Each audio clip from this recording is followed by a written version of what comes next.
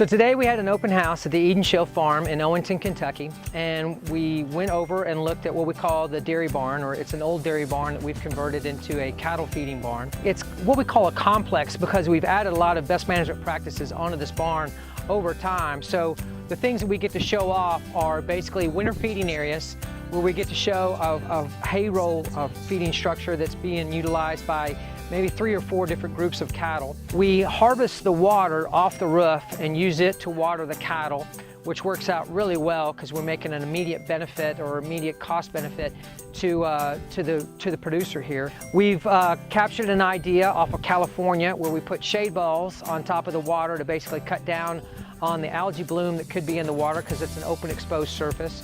We also keep that water cooler, which is good, and the cattle just move the balls out of the way just like they do on an automatic fountain.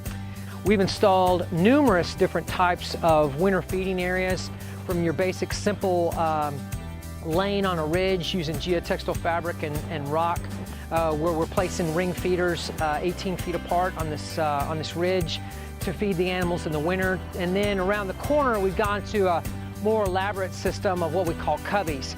And the cubbies comes into play in the cattle foot traffic. Basically, there's a lot of compressive forces to the cattle foot, but producers get to come along and they get to see and evaluate and compare and contrast along a line of feeders which one's working better, which one costs what, and they can kind of make a decision on their own as far as what they would like to do on their own farm. I really like the stops that we made here on the farm to look at the different hay feeding stations. One of the problems in the winter time is taking the tractor out in the field to fill the hay rings. You're fighting mud, sometimes trying to beat the cattle back to the gate. Some of the hay feeding stations that were shown here would eliminate a lot of that, make the life on the cattle a lot easier and our job a lot easier. Senior herd breed. And Scott from AgroSciences basically did some Bar Optima grasses that they have and some different treatment systems for spraying herbicides, and you can get to compare and contrast how those herbicides work in one pasture as far as controlling weeds for a short time versus controlling weeds over the growing season.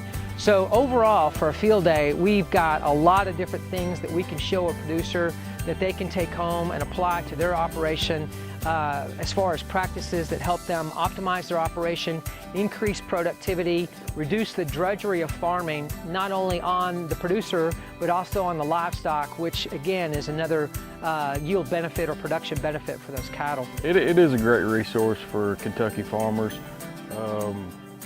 One of the things I really like is it shows real life applications, things that the average farmer can go back to their farm and take part in and implement, which is different from some of the field days that the farmers attend across the state. This is, replicates the average Kentucky farm here.